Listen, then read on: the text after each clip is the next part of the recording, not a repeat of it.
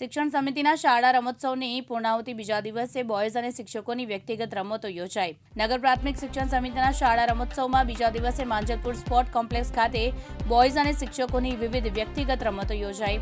બોયઝની ગોળા ફેંક, બેઝબોલ ફેંક, લાંબી કૂદ, ઊંચી કૂદ, 100 મીટર દોડ, 200 મીટર દોડ, 4x100 રીલ દોડ, રિલે દોડ જેવી બાહ્ય રમતો અને કેરમ, યોગ નિદર્શન જેવી આંતરિક રમતોનું આયોજન કરવામાં આવ્યું હતું.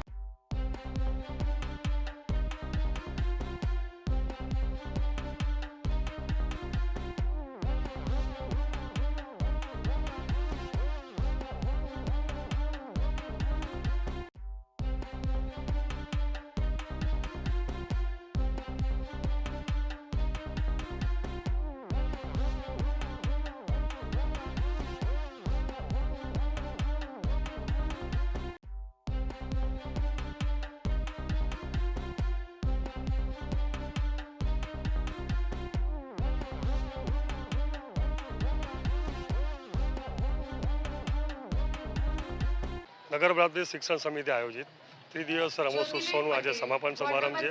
આપ જોઈ શકો છો કે વડોદરા શહેરમાં રહેતા અલગ અલગ રમતવીરો જે ખેલ મહાકુંભમાં કે આંતરરાષ્ટ્રીય ક્ષેત્રે ખ્યાતિ ધરાવે છે, એ લોકો બી આજે મંચ પર આવીને બાળકોનો ઉત્સાહ વધારવા માટેનો એમણે જે પ્રયત્ન કરેલો છે. સાથે સાથે એ લોકોએ અમને નગર પ્રાથમિક શિક્ષણ સમિતિના તમામ બાળકોને જે લોકો આ જે કૌશલ્ય ધરાવે છે, જે લોકોને પ્રતિભા ધરાવે છે, એ લોકોને રમત વિશેનું જ્ઞાન આપીને એ લોકોને પ્રશિક્ષણ આપવાનો બી એમણે પ્રયત્ન કરેલો છે. અમે લોકો આશા રાખીએ છીએ કે અમારી શાળાના બાળકોમાં જે પ્રતિભા રહેલી છે, આ રમતવીરોના પ્રશિક્ષણ વર્ગ આગળ વધે અને ખેલ મહાકુંભમાં ભાગ લે અને ખ્યાતિ પામે એવી હું આશા રાખું છું.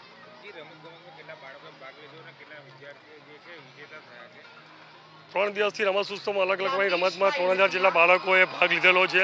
એમાંથી 57 જેટલા બાળકો ઉત્તીર્ણ થયેલા છે. એ લોકોને રોકડ પુરસ્કાર, ટ્રોફી, સન્માનપત્ર આપવાના છે. દરેક નગરજનોનો પ્રયત્ન એક આહવાન કરું છું કે નગર પ્રાથમિક શિક્ષણ સમિતિના બાળકોમાં જે કૌશલ્ય રહેલું છે એને ઉજાગર કરવાનું મીડિયા કર્મચારીઓએ પણ 3 દિવસ જહેમત કરી અને જે લોકોને દેખાડ્યું છે કે નગર પ્રાથમિક શિક્ષણ સમિતિમાં કઈ રીતનું પ્રતિભા રહેલી છે, એ વખત મીડિયા કર્મચારીઓનો પણ આભાર વ્યક્ત કરું છું. વિજય ચૌહાણ, દિવ્યાંગ ન્યૂઝ, વડોદરા.